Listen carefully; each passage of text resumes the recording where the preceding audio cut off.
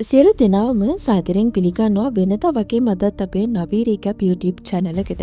අද අපි ඔයාලට අරගෙන ඇවිත් තියෙන්නේ පටන් ගත්ත පළමු තත්පරේ ඉඳලා අවසාන මොහොත දක්වාම කුතුහලෙන් බලන් ඉන්න පුළුවන් වගේම මතකයේ අහිමි වූ තරුණයෙක්, අභිරහස් තරුණයක් සහ මියගිය බවට සැලකෙන කාන්තාවක් වටා ගෙතුණු සුපිරි අභිරහස් චිත්‍රපටයක්. ක්‍රයිම් මිස්ට්‍රි කැටගරියට අයත් වෙන මේ ෆිල්ම් එක වෙන්නේ ෆීවර් කියන හින්දි ෆිල්ම් එක. ඉතින් කතාව පටන් ගන්නේ මෙහෙමයි. දරුණු අනතුරකට පස්සේ දවස් 4කින් සිහියන ආමින්ට එයාගේ නම හැර වෙන කිසිම දෙයක් මතක නැහැ. ඒත් රෝහලේදී ඔහුට එක් අභිරහස් තරුණයක් නැවතත් පෙනෙන්න පටන් ගන්නවා. ඇයව දකින්න සෑම අවස්ථාවකම ආමින්ගේ හිත කියන්නේ ඇය තමන්ගේ අතීතයට සම්බන්ධ කෙනෙක් කියලා. කොහොම නමුත් ඇය පවසන්නේ නම් තමන් ආමින්ව හඳුනන්නේ නැති බව. ඒ අතරතුරේ මියගිය බවට සැලකෙන තරුණියකගේ රුවක් ආමින් ඉදිරියේ පෙනී සිටිනවා. නින්දෙදි විතරක් නෙමෙයි අවදිව ඉන්න මොහොතේදී පවා මේ තරුණියගේ හඬ ආමින්ට ඇහෙන්න පටන් ගන්නවා. මේ පටලැවිලි හමුවේ ආමින් තම අතීතය සොයාගෙන යන හැම පියවරකදීම ආමින්ට උත්තර වෙනුවට තවත් මුහුණ දෙන්න සිද්ධ වෙන්නේ ප්‍රශ්න ගොඩකට විතරයි. කොහොම නමුත් ආමින් සොයන පුද්ගලයන් මියගොස් ඇති බව හෙළිවන විටත් ජීවතුන් අතර සිටින අය ඔහුගේ අනන්‍යතාවය ප්‍රතික්ෂේප කරන විටත් සැබෑ ජීවිතය සහ ලියන ලද කතාවක් අතර සීමාව සම්පූර්ණයෙන්ම බිඳ වැටෙන්න පටන් ගන්නවා. එහෙනම් ඉතින් අපි දැන් බලමු තමන්ගේ නම හැර මුළු අතීතයම අමතක වුණු ආමින්ගේ සැබෑ අනන්‍යතාවය මොකක්ද? මියගිය බවට සැලකෙන තරුණියක් ඔහු ඉදිරියේ නැවතත් පෙනී සිටින හේතුව මොකක් වෙන්න ඇතිද? ඒ වගේම අවසානයේ ආමින්ට පුළුවන් වෙයිද තමන්ගේ නැති වූ මතකයක් ඒ පිටුපස සැඟවුණු බිහිසුණු සත්‍යයත් හෙළි කරගන්න? ඉතින් මේ හැම ප්‍රශ්නකටම උත්තර දැනගන්න වැඩි කතා නැතිව අපි යමු අද වීඩියෝ එකට.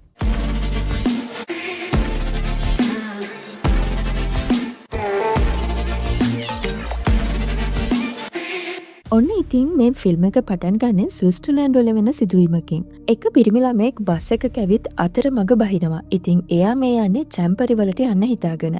ඔය අතරේ මේ පිරිමි ළමයාව දකින කායක කෙන ලස්සන ලේඩි කෙනෙක් වාහනේ නතර කරලා කතා කරනවා. මේ ගෑනු ළමයාව දකින මේ කෙනා නම් ටිකක් පුදුමත් වෙනවා. කොහොම වුණත් එයා යන්නේ චැම්පරි වලට නිසා වාහනේට නගින්න කියලා මේ ගෑනු ළමයා කියනවා. මේ විදිහට වාහනේ චැම්පරි වලට යන්න පිටත් වුණත් අසාමාන්‍ය වේගයකින් තමයි මේ ගෑනු ළමයා කාර් එක ඩ්‍රයිව් කරන්නේ. ඉතින් පිරිමි ළමයා කීප වතාවක්ම පූජා හිමින් යන්න කියලා කිව්වත් මේ ගෑනු ළමයා ඒ කිසිම දෙයක් කනකටවත් ගන්නෙ නැහැ. කොහොම හරි ටිකක් පාරායිනට වාහනේ ගන්නවත් එක්කම මේ ගෑනු ළමයා ඒ කියන්නේ පූජා මේ පිරිමි ළමයාව වාහනෙන් එළියට තල්ලු කරලා දානවා. හිතුවේවත් නැති විදිහට මේ පිරිමි ළමයාව එතන තිබුණ හෙලකින් පහළට වැටෙනවා. ඉතින් මේ සිදුවීමත් එක්ක මේ පිරිමි ළමයාට දරුණුවටම තුවාල වෙනවා. ඒත් එක්කම අඩසිහියෙන් ඉන්න මේ පිරිමි ළමයාව කවුරු හරි කෙනෙක් හොස්පිටල් ඇඩ්මිට් කරලා ඉන්න විදිහත් අපිට දැන් පෙන්නනවා. කොහොම හරි වෛද්‍ය පරීක්ෂණ වලින් අනාවරණය වෙනවා වාසනාවකට වගේ මේ පිරිමි ළමයාගේ එක ඇටකටුවකටවත් හානියක් වෙලා නැහැ කියලා.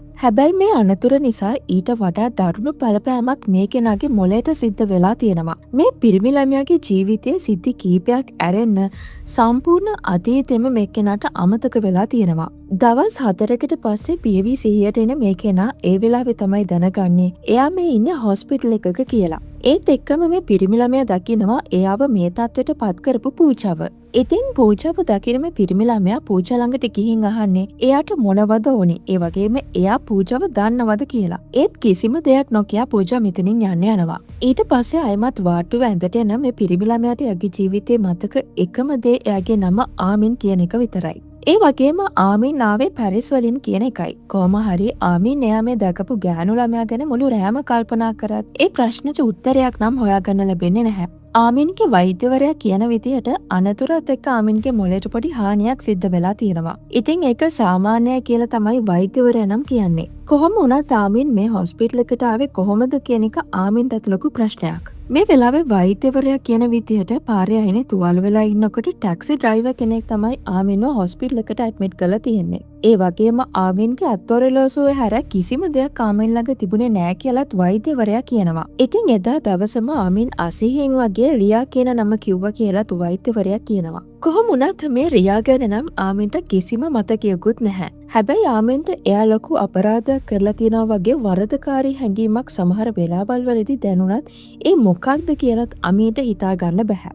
කොහොම හරි ඉතින් වෛද්‍යවරයා තීරණය කරනවා ආමින්ව දැන් ඩිස්චාර්ජ් කරන්න පුළුවන් කියලා. ඒත් ආමින්ට හිතා ගන්න බෑ එයා එතනින් පස්සේ මොකක්ද කරන්නේ කොහෙද යන්නේ කියලා. මොකද ආමින් මෙහෙ කිසිම කෙනෙක් අඳුරන්නෙත් නැහැ. අඩුම ආමින් ළඟ එයාගේ අනන්‍යතාවය තහවුරු කරගන්න කිසිම ලියවිල්ලක්වත් නැහැ. ඒ විතරක් නෙමෙයි ආමින්ගේ පාස්පෝර්ට් එකත් මේ වෙනකොට එයා ළඟ නැහැ. මේ අසරණකමත් එක්ක ආමින්ට එයාගේ වෛද්‍යවරයාගේ උදව්වෙන් නතර වෙන්න හෝටල් කාමරයක් හොයාගන්න පුළුවන් වෙනවා. දවසක් කාමරේ ඉන්න ආමින් ආයිමත් දකින්නවා හොස්පිටල් එකේදී හම්බුන ගෑනු ළමයා එතනත් ඉන්න විදිහ. ඉතින් මේ නිසා ආමින් කොහොම හරි ඒ වෙලාවේ ගෑනු ළමයාව ෆලෝ කරලා එයාට කතා කරනවා. ආමින් මේ වෙලාවේ එයාගෙන් කවුද වගේම මොකටද ආමින්ගේ පස්සෙන් එන්නේ කියලා ඇහුවත් මේ ගෑනු ළමයා නම් කියන්නේ එයා ආමින්ව දන්නේ නැහැ කියලා. ඒ වගේම එයාව ෆලෝ කරෙත් නැහැ කියන මේ ගෑනු ළමයා කියන්නේ එයා නතර වෙලා ඉන්නෙත් මේ හොටෙල් එකේමයි කියලා. ඉතින් තවත් බොරුවට චෝදනා කරොත් පොලිසියට කතා කරනවා කියන මේ ගෑනු ළමයා මෙතනින් යන්න යනවා. ඊට පස්සේ අපිට ෆිල්ම් එකේ පෙන්වන්නේ ආමින් හොටෙල් එකේ කෑම කන ගමන් ඉන්න විදිහ. ඉතින් මේ වෙලාවෙම මෙතනට එන අර ගෑනු ළමයා රිසෙප්ෂන් එකට යගේ යතුරක් දෙන්න කියන ගම ටේබල් එකකින් ඇවිත් වාඩි වෙනවා. ඔය අතරේ ආමින් දකින්නවා රිසෙප්ෂන් එකේ කෙනෙක් අර ගෑනු ළමයාගේ යතුර එතනින් තිබ්බ විදිහ. ඉතින් ආමින් කාටත් හොරෙන් මේ යතුර අරගෙන ඒ ගෑනු ළමයාගේ කාමරයට යනවා. මොකද ආමින්ට දැනගන්න ඕනි වෙලා තියෙනවා ඇත්තටම මේ ගෑනු ළමයා කවුද කියන එක. ඔය අතරේ අර ගෑනු ළමයාට එතන හිටිය තවත් ලේඩි කෙනෙක් කතා කරනවා. ඉතින් එයාගේ නම කාව්‍යා චෞධරි කියන මේ කාන්තාව කියන්නේ එයා වැඩ කරන්නේ බර්න් කෞතුකාගාරේ බාරකාරියක් විදිහට කියලා. හැබැයි හෝඩුවාවක් හොයාගන්න හිතාගෙන ගෑනු ළමයාගේ කාමරයට ගිය ආමින්ට නම් කාමරෙන් කිසිම දෙයක් හොයාගන්න ලැබෙන්නේ නැහැ. ඊට ටික වෙලාවකට පස්සේ ආමින් දකිනවා මේ ගෑනු ළමයා ස්විම් පූල් එකේ ඉන්න විදිහ. ඒ වෙලාවේ නම් ආමින්ට මේ ගෑනු ළමයාගේ ලස්සන දැකලා අමුතුම විදිහේ හැඟීමක් පහළ වෙනවා. කොහොම වුණත් ආමින්ව ගණන් ගන්න නැති මේ ගෑනු ළමයා මෙතනින් යන දිහා බලාගෙන ඉන්න ආමින් ස්විම් පූල් එකට වැටෙන්නේ එයාටත් නොදැනිමයි. ඉතින් ආමින්ට පීනන්න බැරි නිසා එයා උදව් ඉල්ලලා මේ වෙලාවේ හයියෙන් කෑ ගහනවා. ඒත් එක්කම එතන අර ගෑනු ළමයා වගේම තව කීප දෙනෙක් ඇවිත් කොහොම හරි ආමින්ව ස්විම් පූල් එකෙන් ගොඩට ගන්නවා. හැබැයි ඒ වෙනකොට ආමින්ට සිහිය නැහැ. මේ නිසා අර ගෑනු ළමයා ආමින්ට කෘත්‍රිම සුසනේ දීලා ආයිමත් එයාව පියවි සිහියට ගන්නවා. ඉතින් මේ වෙලාවේ මේ ගෑනු ළමයාත් එක්ක කතා කරන්න අවස්ථාවක් ආමින්ට ලැබෙනවා. කොහොම වුණත් මේ ගෑනු ළමයා එයාව අඳුනලා දෙන්නේ කාව්‍යා චෞධරි කියලා. ඒ වගේම බර්න් කෞතුකාගාරේ වැඩ කරන්න කියලාත් මෙයා කියනවා. ඉතින් ඒ නිසා එයා ආමින්ව කොහොමත්ම දන්නේ නැහැ කියලා මෙතනින් යනවා. ඇත්තටම මේ ගෑනු ළමයාගේ නම පූජා වුණත් කතාවේ ගලා යාමත් එක්ක මෙතන ඉඳලා මම මේ ගෑනු ළමයාව කාව්‍යා විදියටම අඳුනලා දෙන්නම්. ඉතින් එදා රෑ ආමින් මේ කාව්‍යා චෞධරි කියන නම Google search කරලා බලනවා. ඒ වෙලාවේ ආමින් දකිනවා ඒ නම බර්න් කෞතුකාගාරේ වෙබ්සයිට් එකේ තියෙනවා කියලා. ඒ නිසා ආමින් විශ්වාස කරනවා කාව්‍යා කිව්වේ ඇත්තක් කියන එක. ඒ වගේම ආමින් සේලම් කියන නමත් ආමින් Google, Facebook, LinkedIn වගේ මේ හැම එකකම search කරලා බලනවා. ඒ නමින් ගොඩක් ප්‍රොෆයිල්ස් හම්බුණත් ආමින්ට යාව නම් මේ එකකවත් හොයාගන්න ලැබෙන්නේ නැහැ. මේ දේත් එක්ක ආමින්ට හිතෙනවා එයා කවදාවත් ඉන්ටර්නෙට් පාවිච්චි කරලා නැහැ කියලා. එහෙමත් නැත්නම් එයා මේ හොයන්නේ වෙන කෙනෙක්ද කියන ප්‍රශ්නේ ආමින්ට මතුවෙනවා. ඉතින් මේකෙන් ආමින් හිත ඉන්න අතරේ එයාට මතක් වෙනවා අත්වරලෝසුව විතරයි එයා ළඟ තියෙන්නේ කියලා. ඒත් එක්කම මේ ඔරලෝසුව අතෙන් ගලවලා අරගන්න ආමින් දකිනවා අනිත් පැත්තේ ගහලා තියෙන නමක්. ඊට පස්සේ මේ නම Google එකේ search කරලා ආමින්ට පුළුවන් වෙනවා ඒ shop එකේ ලිපිනය හොයාගන්න. ඒ විදිහට මේ ෂොප් එකට යන ආමින් එතන ඉන්න කෙනාට මේ ඔරලෝසුව දීලා අහන්නේ ඒක මේ ෂොප් එකෙන් ගත්ත එකක්ද කියලා. හැබැයි අහම්බෙන් වගේ කාව්‍යා දකිනවා ආමින් මේ ෂොප් එකේ ඉන්න විදිහ. ඒත් එක්කම කාව්‍යා ටිකක් කලබල වෙලා කාට හරි කෝල් එකකුත් ගන්නවා. ඉතින් ෂොප් එකේ කෙනා ආමින් දුන්න ඔරලෝසුව බලලා තහවුරු කරනවා මේක එයාගේ ෂොප් එකෙන් විකුණපු එකක් කියලා. ඒ වගේම මේ ඔරලෝසුව බිල් කරලා තියෙන වොරියර්ස් කියන කෙනාට කියලා ආමින් දැනගන්නවා. ඉතින් එයාගේ ඇඩ්‍රස් එකත් ඉල්ල ගන්න ආමින් ඊළඟට යන්නේ මේ වොරියර්ස් කියන කෙනාව හම්බෙන්න. කොහොම හරි ඇඩ්‍රස් එකට යන ආමින් ගෙදර බෙල් එක ගහනවත් එක්කම වයසක කාන්තාවක් දොර අරිනවා. ආමින් වොරියර්ස් කියන නම අහලා එයා ඉන්නවද ඇහුවත් මේ කාන්තාව නම් කියන්නේ හැම කෙනෙක් කලින් හිටියා. හැබැයි දැන් වෙනකොට එයා මැරිලා කියලා. ඉතින් ඒ නිසා ආමින්ට ප්‍රශ්න ඔක්කොම හිතුවේ තියාගෙන මෙතනින් යන්න සිද්ධ වෙනවා. ඒත් ඒත් එක්කම අපිට පෙන්නනවා කාව්‍යත් මේ ගෙදර ඉන්න විදිහ. ඒ වගේම කාව්‍ය මේ කාන්තාවට ස්තුති කරනවා. මොකද ඇත්තටම මේ ඉන්නේ කාව්‍යගේ අම්මා නිසා. ඇත්තටම ඔයාලා දැනටමත් දන්නවා මේ කාව්‍ය විදිහට ඉන්නේ පූජා කියලා. කොහොම හරි ආයිමත් තමන්ගේ නවාතැනට එන ආමින් එදා මුළු රෑම හිතේ තියෙන ප්‍රශ්න 1000කට උත්තර හොයන්න කල්පනා කරමින් ඉන්නවා. ඔය අතරේ හොස්පිටල් එකේ ඉඳලා මේ වෙනකන් උන හැමදේම ආමින් ආයිමත් එකෙන් එක මතක් කරන්න පටන් ගන්නවා. ඒත් එක්කම තමයි ආමින්ට මතක් වෙන්නේ එයා හොස්පිටල් එකේදී කෙනෙක්ට කෝල් එකක් ගත්තා කියලා. ඒ කටහඬත් එක්ක යන්තමට වගේ ආමින්ට මතක් වෙනවා ඒ කෙනා ෆේබියන් කියලා. මේ ෆේබියන් කියන්නේ හොර පාස්පෝර්ට් හදන කෙනෙක්. මේ වෙලාවේ ආමින් මේ නම්බර් එකට කතා කරලා ෆේබියන්ට කියනවා එයාට පාස්පෝර්ට් එකක් හදාගන්න ඕනේ කියලා. ඒත් ෆේබියන් නම් මේ වැඩේට ඒ තරම් කැමැත්තක් නැහැ වගේ තමයි කතා කරන්නේ. ඊළඟට අපිට පෙන්වන්නේ ආමින්ව හම්බෙන්න ඇවිත් ඉන්න කාව්‍යව. මේ වෙලාවේ ආමින්ට තුවාල වෙන්න හේතුව වගේම එයා ගැනත් විස්තර අහනවා. කොහොම හරි කාව්‍ය එදා රෑ වෙනකම්ම ආමින් එක්ක ඉන්නවා. ඊට පස්සේ දෙන්නම එකට හොටෙල් එකට යන අතරේ ආමින්ට දැනෙනවා එයාත් එක්ක කවුරු හරි ඉන්නවා කියන හැඟීමක්. මේ නිසා එතනම නතර වෙන ආමින්ට ඇහෙනවා කවුරු හරි යට කරන් කියලා කතා කරනවා. ඒත් එක්කම ආපස්සට හැරෙන ආමින් දකිනවා සුදු ගවුමක් ඇඳගත්ත තරුණියක් එයා දිහා බලාගෙන ඉන්න විදිහ. ඉතින් මේ ගෑනු ළමයාගේ මලමිනිය තමයි සැරින් සැරේට ආමින්ට මැවිලා පේන්නේ. මේ දේ මතක් වෙනවත් එක්කම ෂොක් වෙන ආමින් ආයෙමත් ඒ පැත්ත හැරිලා බැලුවත් එතන කිසිම කෙනෙක් පේන්නේ නැහැ කියලා දකින ආමින්ගේ මනස තවත් අවුල් වෙනවා. ඉතින් මේ සිදුවීමත් එක්ක කාව්‍ය මෙතනට ඇවිත් අහන්නේ ආමින්ට මොකද වුනේ කියලා. එතන කවුරු හරි හිටියා කියන ආමින් කාව්‍යත් එක්කගෙන හොටෙල් එකේ පබ් එකට යන ටිකක් රිලැක්ස් වෙන්න හිතාගෙන. ඉතින් මෙතන ටික වෙලාවක් ගත කරන මේ දෙන්නා පොඩි ඩ්‍රින්ක් එකක් එහෙම දාලා කාව්‍යගේ රූම් එකට යනවා. ඒත් ඒ වෙලාවේ කාව්‍යයට යගේ හැඟීම් පාලනයක් නැතිව ආමින්ට ලං වෙනවා. හැබැයි සීමාව පනින්න කලින් කාව්‍යම ආමින්ව මේ වෙලාවේ අයින් කරලා දානවා. ඒ වගේම ආමින්ට කාමරෙන් එළියට යන්න කියන නිසා ආමින් මෙතනින් යන්න යනවා. කොහොම වුණත් ඒ දේත් එක්ක හොඳටම අවුල් වෙන කාව්‍යත් මේ වෙලාවේ අඬන්න පටන් ගන්නවා. ඊළඟට කතාව අපිට පෙන්නන්නේ ඇඳට වෙලා නිදි අතර ඉන්න ආමින්ව. ඉතින් මේ වෙලාවේ එකපාරටම හැරෙන ආමින්ට ආයෙමත් ඇහෙනවා කරන් කියලා කතා කරන සද්දයක්. මේ නිසා බාත්රූම් එකට යන ආමින් දකිනවා බාත් ටබ් එකේ අර ගෑනු ළමයාගේ මල සිරුර තියෙන විදිහ. ඉතින් ආමින් මේ දිහා බය වෙලා බලාගෙන ඉන්න අතරේ පිටිපස්සෙන් පිහියකුත් අරගෙන එන කාව්‍ය ආමින්ට ඇනලා මරනවා. ඒත් එක්කම තමයි ආමින් හොඳටම බය වෙලා නිින්දෙන් ඇහැරෙන්නේ. ඉතින් ආමින් මේ දැකලා තියෙන භයානක හීනයක් කියලා ඒ වෙලාවේ දැනගන්නවා. මේ නිසා තවත් අවුල් වෙන ආමින් එයාගේ වෛද්‍යවරයව හම්බෙලා මේ ගැන කියනවා. ඒත් වෛද්‍යවරයා නම් කියන්නේ මානසික රෝග වලින් සුවපත් වෙන ටික කාලයක් යනවා කියලා. ඊට පස්සේ මෙතනින් ආමින් යන්නේ එයා හදන්න බාර දුන හොර පාස්පෝර්ට් එක අරගන්න. ඉතින් කලින් ඉඳලම මේ හොර පාස්පෝර්ට් හදන කෙනාව ආමින් අඳුරන නිසා ආමින් හිතනවා එයා ආමින් ගැන මොනවම හරි විස්තරයක් දන්නවා ඇති කියලා. ඒත් මේ වෙලාවේ පොලිසියට ආමින් ගැන සැක හිතෙන නිසා පොලිස් නිලධාරීන් දෙන්නේ ආමින් පස්සේ පන්නන්න පටන් ගන්නවා. කොහොම හරි ලොකු උත්සාහයක් දරලා ආමින්ට පුළුවන් වෙනවා මේ පොලිස් නිලධාරීන් දෙන්නගෙන් බේරෙන්න. හැබැයි මේ සිදුවීම නිසා ආමින් බලාපොරොත්තු වුණ විදිහට යට පාස්පෝර්ට් එක ගන්න ලැබෙන්නේ නම් නැහැ. මේ නිසා ආමින් ටැක්සි එකක නැගලා ආයිමත් ගෙදර එනවා. ඒත් එක්කම තමයි කාව්‍ය ආමින්ව හොයාගෙන ඉන්නේ. ඉතින් කාව්‍ය මේ වෙලාවේ ආමින් ඉන්න විදිහ දැකලා අහන්නේ මොකක් හරි ප්‍රශ්නයක්ද කියලා. ආමිනුත් හොඳටම අවුල් වෙලා ඉන්න නිසා මේ වෙලාවේ ආමින් කාව්‍යටත් බැනලා මෙතනින් යන්න කියලා කියනවා. ඉතින් කාව්‍ය යන්න හදනවත් එක්කම කාව්‍යව නතර කරන ආමින් සිද්ධ වුණ දේට කාව්‍යගෙන් සමාව අරගන්නවා. මේ වෙලාවේ ආමින් තීරණය කරනවා එයාගේ ජීවිතය ගැන කාව්‍යට කියන්න. ඉතින් ආමින්ට සිද්ධ වුණ අනතුරකට පස්සේ සිහියනකොට එයා හිටිය හොස්පිටල් එකක වගේම එතකොට එයාට මතක තිබුණේ නම සහ ආවේ කොහෙන්ද කියන එක විතරයි කියලා ආමින් කාව්‍යට කියනවා. ඒ වගේම ආමින්ට ඒ වෙලාවේ සිහියේ එන්නේ අර ගෑනු ළමයා එයාගේ අතින් මැරුණා කියන වරදකාරී හැඟීමත් එක්ක කියලාත් ආමින් මේ වෙලාවේ කාව්‍යට කියනවා. එතනින් එහාට කිසිම දෙයක් ආමින් එයාගේ ජීවිතය ගැන දන්නේ නැහැ. කොහොම හරි ඊළඟට කතාව අපිට පෙන්වන්නේ එදා රෑ වෙන සිදුවීමක්. මේ වෙලාවේ බාත්රූම් එකේ ඉඳලා එළියට එනවත් එක්කම ආමින් දකින්න එයාගේ ඉස්සරහා ඉන්න අර ගෑනු ළමයාව.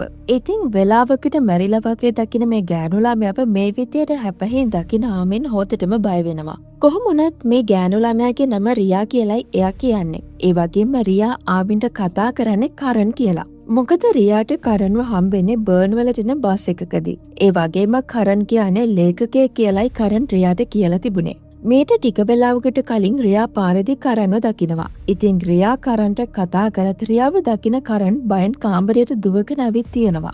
කොහොමුණත් රියාට කරන්ව හම්බෙන්න තිබුණ ඕනිකමත් එක්ක කරන්ව ෆොලෝ කරලා තියෙනවා. ඒ වගේම කාමරේ දොරත් ඇරලා තිබුණ නිසා තමයි රියා ඇතුළට ඇවිත් තියෙන්නේ. හැබැයි මේ සිද්ධ වෙන කිසිම දෙයක් හිතාගන්න බැරි ආමින් කියන්නේ එයා කරන් නෙමෙයි ආමින් කියලා. කොහොම හරි රියා මේ ළඟපාතම ගෙදරක ඉන්න නිසා ආමින් කියනවා එයාව ගිහින් අරලවන්නම් කියලා. මේ විදියට දෙන්න කතා කර කර යන අතරේ රියා කියන්නේ ආමින්ට උනේ මොකක්ද කියලා හරියට කිව්වොත් එයාට උදව් කරන්න පුළුවන් කියලා. ඉතින් මේ දෙන්න එකට කතා කර කර යන විදිහ කාව්‍යත් ඈතට වෙලා බලාගෙන ඉන්නවා. මේ සිද්ධ වෙන දේවල් එක්ක හොඳටම පැටලිලා ඉන්න ආමින් රියාගේ ප්‍රශ්නවලට උත්තර දෙන්නෙත් නැති නිසා රියාත් මෙතනින් යන්න යනවා. ඊට පස්සේ ආමින් කෙලින්ම එන්නේ කාව්‍යව හොයාගෙන. ඉතින් මේ වෙලාවේ ආමින් කියනවා මැරිලා ඉන්නවා දැකපු ගෑනු ළමයා එයාට ඇත්තටම ඇවිත් කතා කරා කියලා. මේ දේ අහන කාව්‍ය නම් කියන්නේ එක අතකින් එහෙම වුණ එක හොඳයි කියලා. මොකද එතකොට ආමින්ගේ හිත නිදහස් කරගන්න පුළුවන් ඒ ළමයා ඇත්තටම මැරිලා නෑ කියලා. කොහොම වුණත් ආමින් තවදුරටත් කියන්නේ රියා කිව්ව විදිහට එයාගේ නම ආමින් නෙමෙයි කරන් කියලා. ඉතින් මේ හැමදේමත් එක්ක කාව්‍ය ආමින්ට කියනවා කවුරු හරි හිතාමතාම ආමින්ව පටලවන්න හදනවා කියලා. ඒත් ආමිනුත් රියා කිව්ව කිසිම දෙයක් විශ්වාස කරන්නේ නැහැ. ඒ නිසා ආමින් තවමත් ආමින් විදියටම තමයි ජීවත් වෙන්නේ. ඒත් එක්කම අපිව එක්කගෙන යනවා කතාවේ අතීත සිදුවීමකට. ඉතින් මේ ආමින් කියන්නේ කුලීක අතකෙක්. සල්ලි වෙනුවෙන් මිනි මරණ එක තමයි ආමින්ගේ රස්සාව උනේ. මේ විදිහට දවසක් ආමින් පැරිස්වල මැරකල්ලියක්ව ඝාතනය කරන වැඩක් බාර ගන්නවා. එතනදී ආමින් මේ මැරකල්ලියව ඝාතනය කරලා ඊළඟ වැඩේ වෙනුවෙන් බ්‍රියන්ස් වලට එනවා. බ්‍රියන්ස් වලදී ආමින්ට බාර වුණේ බැංකු නිලධාරිනියක්ව ඝාතනය කරන්න. ඉතින් එයාගේ නම තමයි රියා. ආමින් කියන්නේ කොහොමත් කඩවසම් තරුණයෙක් නිසා ඕනිම ලස්සන ගෑනු ළමෙක්ව ආමින්ගේ වසඟයට ගන්න එක හරිම ලේසි දෙයක් වුණා. ඉතින් ඒ විදිහටම තමයි ආමින්ට රියාව හම්බෙන්නේ. හැබැයි ජීවිතේ පළවෙනි වතාවට ආමින්ට හිත දෙන්නේ නැහැ රියාට හානියක් කරන්න. මේ නිසා දවසින් දවසම ආමින් රියාට ලං වෙන්න පටන් ගන්නවා. රියාගේ තාත්තා ඉන්දියන් කෙනෙක් නිසා රියාටත් හින්දි කතා කරන්න පුළුවන්. කොහොම හරි මේ විදිහට ආමින් තව තව රියාට ලං වෙන්න පටන් ගන්නවා. ඉතින් රියාගේ ආදරෙත් එක්ක ආමින්ට දැනෙනවා එයා ජීවත් වෙනවා කියලා. මේ නිසා ආමින්ට හිත දෙන්නේ නැහැ තවත් රියාව රවට්ටන්න. ඒ නිසා ආමින් තීරණය කරනවා රියාට ඇත්තම විස්තරේ කියන්න. කොහොම වුණත් රියා නම් මේ දේ අහලා හොඳටම දුක් වෙනවා. එයා මේ වගේ කෙනෙක්ටද ආදරේ කරේ කියලා. ඒ වගේම රියා ආමින්ට සමාව දෙන්න කැමති වෙන්නෙත් නැහැ. ඉතින් ආමින් මේ කතාව කාව්‍යයට කියන ගමන් තමයි ඉන්නේ. කොහොම වුණත් එතනින් පස්සේ වුණ සිද්ධිය ආමින්ට හරියටම මතක නැහැ. ඒ ආමින්ට දැනෙන විදියට එතනින් පස්සේ ලොකු නරක දෙයක් සිද්ධ වෙලා තියෙනවා. රියා මේ ඉන්න කරන් නෙමෙයි ආමින් කියලා දැනත් එයාව කරන් විදියට ඔප්පු කරන්න හදන්නේ ඇයි කියන එක මේ වෙලාවේ ආමින්ටත් ලොකු ප්‍රශ්නයක් වෙනවා. ඒත් මේ ප්‍රශ්නෙට උත්තර හොයාගෙන ආමින් රියාව හම්බෙන්න යනවා. ඔය අතරේ ආමින් දකිනවා රියා කැෆේ එකක ඉන්න විදිහ. ආමින් මෙතනට ඇවිත් ටිකක් හයියෙන් කතා කරන නිසා රියා ආමින්වත් එක්කගෙන එළියට එනවා. ඉතින් ආමින් කියන විදියට රියා සහ ආමින් අතරේ එහෙම ආදර සම්බන්ධයක් තිබුණේ නෑ කියලා රියා කියනවා. ඒ වගේම රියාට ආමින්ව එහෙමත් නැත්නම් කරන්ව හම්බෙලා තියෙනෙත් බස් එකේදී එකපාරක් විතරයි කියලා රියා මෙතනින් යන්න හදනවා. ඒත් එක්කම ආමින්ට යන්තමට වගේ දා බස් එකේ සිදුවීමත් මතක් වෙනවා. ඉතින් ආමින් චැම්පරි වලට බස් එකේ එන අතරේ තමයි එයාට මේ රියාව හම්බෙන්නේ. එතනදි රියා එයාව හඳුන්වලා දෙනවා ලැන්ග්වේජ් ස්පෙෂලිස්ට් කෙනෙක් විදිහට. ඒ වගේම ආමින් කියන්නේ ලේඛකයෙක් කියලා ආමින් කියනවා. ඉතින් මේ පොඩි කතාබහ එකපාරටම වගේ ආමින්ගේ මනසේ ඇඳෙනවා. ඒත් එක්කම ආමින් ළඟට එන රියාට තේරෙනවා ආමින් ඉන්නේ මොකක් හරි ලොකු ප්‍රශ්නයක කියලා. ඒ වගේම මේ දෙන්නගේ කතාබහ සිද්ධ වෙන තැනට කාව්‍යත් එනවා. ඒ වගේම කාව්‍ය මෙතනදී රියාවත් අඳුන ගන්නවා. ඉතින් කාව්‍ය ආමින්ව එක්කගෙන යන්න හැදුවත් ආමින් කාව්‍යට යන්න කියන්නේ එයා තව ටිකකින් එන්නම් කියන ගමන්. මේ වෙලාවේ රියා ආමින්ට කියනවා එයා කරන් විදිහට එවපු මේල් එකක් රියා ළඟ තියෙනවා කියලා. ඒ නිසා රියා ආමින්වත් එක්කගෙන රියා නතර වෙලා ඉන්න තැනට යනවා. ඉතින් මේ වෙලාවේ ආමින්ව හොයාගෙන තවත් ගෑනු ළමෙක් ආමින් නතර වෙලා ඉන්න හෝටලයට එනවා. ඒත් මේ වෙනකොට ආමින් කාමරේ නැති නිසා මේ ගෑනු ළමයා ආමින් එනකම් එතන ඉන්න තමයි හදන්නේ. ඔය අතරේ ආමින් රියාත් එක්ක යගේ ගෙදරට යනවා. ඒ වගේම මීට දවස් 15කට කලින් ආමින් රියාට එව්ව මේල් එකක් රියා පෙන්නනවා. ඉතින් මේ මේල් එක කරන් කියන නමින් තමයි එවලා තියෙන්නේ. ඒ ආමින් නම් කියන්නේ ඕනිම කෙනෙක්ට මේ වගේ මේල් එකක් එවන්න පුළුවන් කියලා. ඒ නිසා ආමින් තවමත් ඉන්නේ එයා ආමින් කියන විශ්වාසයත් එක්ක. කොහොම හරි මේ දේවල් එක්ක ආමින් ගෙදර එනකොට එදා හොඳටම රෑ වෙනවා. ඒ නිසා ආමින් ගෙදර ආව ගමන්ම වොෂ් එකක් දාගෙන ඇඳට එන්න නිදියන්න හිතාගෙන. ඒත් ආමින් ඇඳට වැටෙනවත් එක්කම එයාගේ කකුල් තියෙන තැන ලේ තැවරිලා තියෙන විදිය දකින ආමින් හොඳටම බය වෙනවා. ඒ විතරක් නෙමෙයි මීට ටික වෙලාවකට කලින් ආමින් හම්බෙලාව රියා ඇඳට එහා පැත්තේ මරලා දාලා ඉන්න විදිය දකින ආමින්ගේ බය තවත් වැඩි වෙනවා. ඔය අතරෙම තමයි කාව්‍යත් ආමින්ව හම්බෙන්න හිතාගෙන මෙතනට එන්නේ. ඉතින් කාව්‍යත් මේ මලසිරුර දැකලා හොඳටම බය වෙනවා. කොහොම හරි ආමින් කාව්‍යයට කියනවා එයා මේ කිසිම දෙයකට සම්බන්ධ නැහැ කියලා. ඉතින් ආමින්ව විශ්වාස කරන කාව්‍යා මේ වෙලාවේ කියන්නේ ඕනිම දෙයකට යත් එක්ක ඉන්නවා කියලා. තවත් ප්‍රශ්න වැඩි වෙන්න කලින් කාව්‍යා ආමින්ට කියන්නේ මෙහෙන් පිටත් වෙලා වෙන පළාතකට යමු කියලා. ඒත් ඊට කලින් මේ දෙන්නම එකතු වෙලා මේ මලසිරුරු කාටවත්ම හොයාගන්න බැරි තැනකට ගිහින් දානවා. ඊට පස්සේ ආමින් නවාතැනට ඇවිත් එයාගේ බෑග් එක සූදානම් කරගන්නේ කාව්‍යත් එක්ක මේ පළාතෙන් පිටත් වෙන්න හිතාගෙන.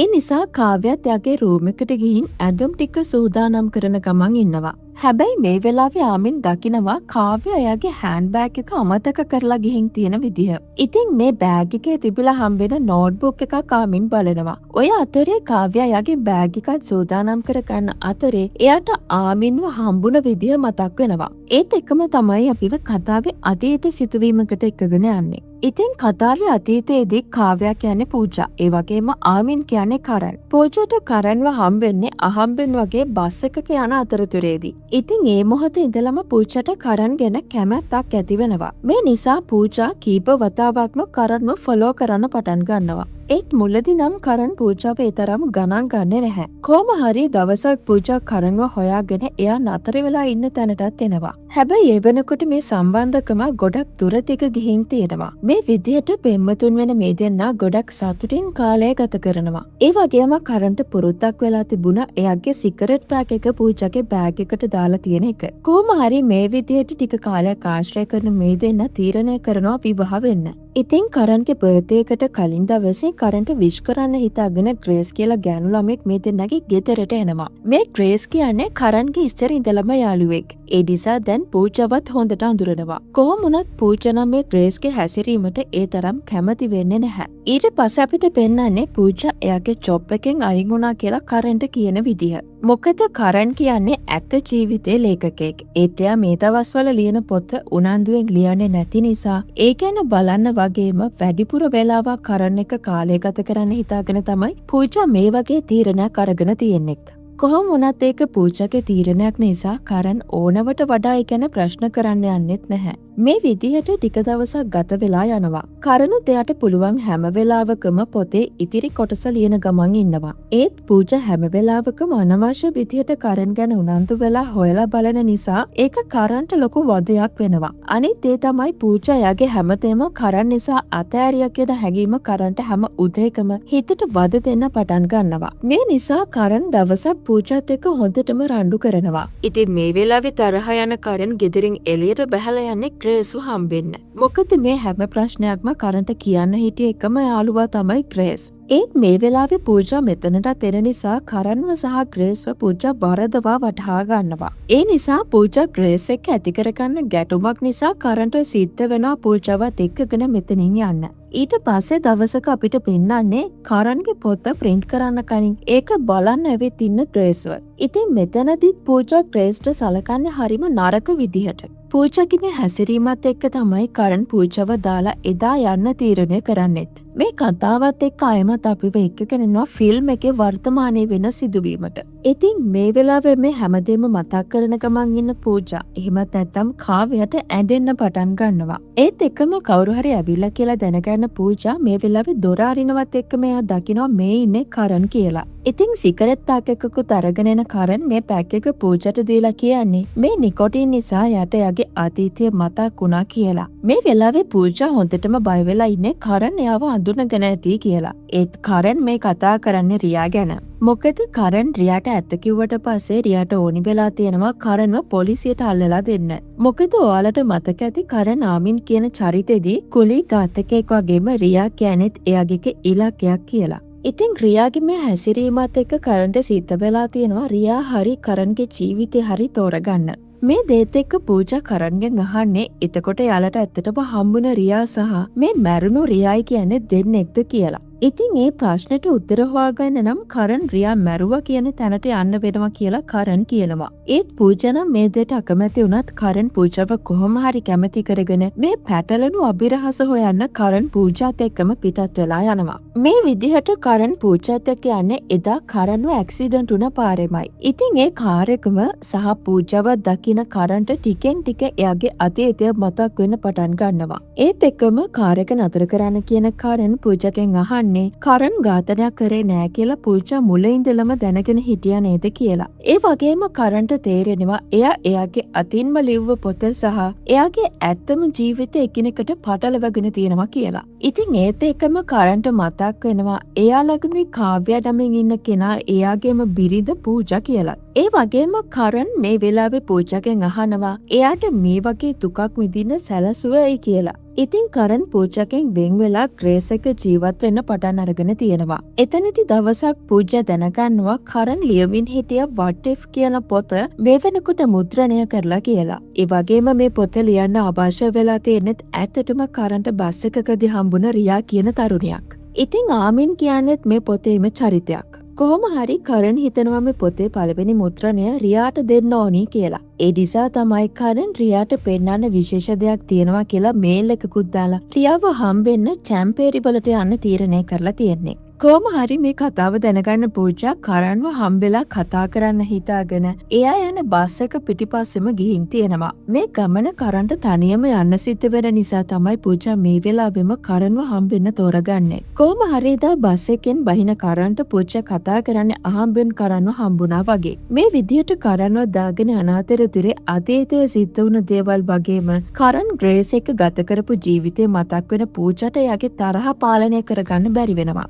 ඒ නිසා තමයි පූජා කරන්ව වාහනෙන් තල්ලු කරලා දාන්නේ. මොකද පූජා කියන්නේ එක්තරා දුරකට මානසික රෝගයකින් පෙළෙන කෙනෙක් නිසා. කොහොම වුණත් පූජා ඒ දේ කරේ කරන්ව මරන්න හිතාගෙන නෙමෙයි කියලා මේ වෙලාවේ කියනවා. කොහොම හරි කරන් බේරුණාට පස්සේ පූජා හොස්පිටල් එකට එනකොට එයා දැනගන්නවා කරන්ගේ මතකේ සම්පූර්ණයෙන්ම නැති වෙලා කියලා. ඒ කියන්නේ කරන් එයාගේ පොතේ චරිතත් එක්ක ජීවත් වෙන්න පටන් අරගෙන කියලා. මේ නිසා කරන් එක්ක ඉන්න තවත් අවස්ථාවක් ලැබුණා කියලා හිතන පූජා ඒ අවස්ථාව ප්‍රයෝජනයට අරගෙන ආයමත් කරන්ට ලං වෙන්න උත්සාහ කරනවා. කොහොම හරි කරන් නොදැන හෝ ආයමත් පූජාට ලං වුණත් ග්‍රේස් ඇවිත් ඒ දේවල් ආපහු විනාශ කරන්න උත්සාහ කරලා තියෙනවා. ඉතින් මේ වෙලාවේ පූජා කරන්ට කියන්නේ කරන් පූජාට ආදරේ නෑ කියලා දැනත් කරන්ට ආදරේ කරන්න තරම් ධෛර්යයක් පූජාට තිබුණා සහ තවමත් තියෙනවා කියලා. මෙහෙම කියන පූජා ඉස්සරහට ලොකු ට්‍රක් එකක් දැකලා ඒ පැත්තට වාහනේ ඩ්‍රයිව් කරගෙන යනවා. ඒත් එක්කම පූජා මේ වතාවේ කරන්ගේ ජීවිතේ බේරන්න හිතාගෙන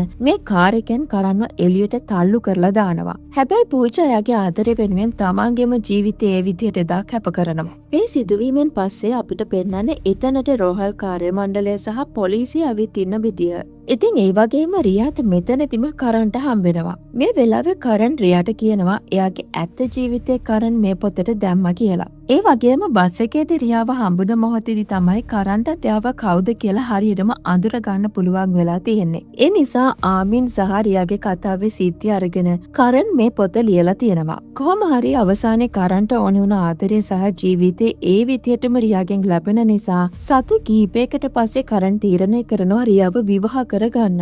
එහෙම ඉන්න අතරේ දවසක් කරන්ව හම්බෙන්න කෙනෙක් ඇවිත් ෆොටෝ එකක් දීලා යනවා. ඉතින් ඒ මොකක්ද අහන රියාට කරන් කියන්නේ ඒ තමයි එයාගේ ඊළඟ කොන්ත්‍රාත්තුව කියලා. ඒ විදියට මේ ෆිල්ම් එකත් ඉවර වෙලා යනවා. ඉතින් මේ වගේ තවත් ලස්සන ෆිල්ම් එකක් අරගෙන එනකන් ඔයාලා හැමෝම සතුටින් පරිස්සමෙන් ඉන්න.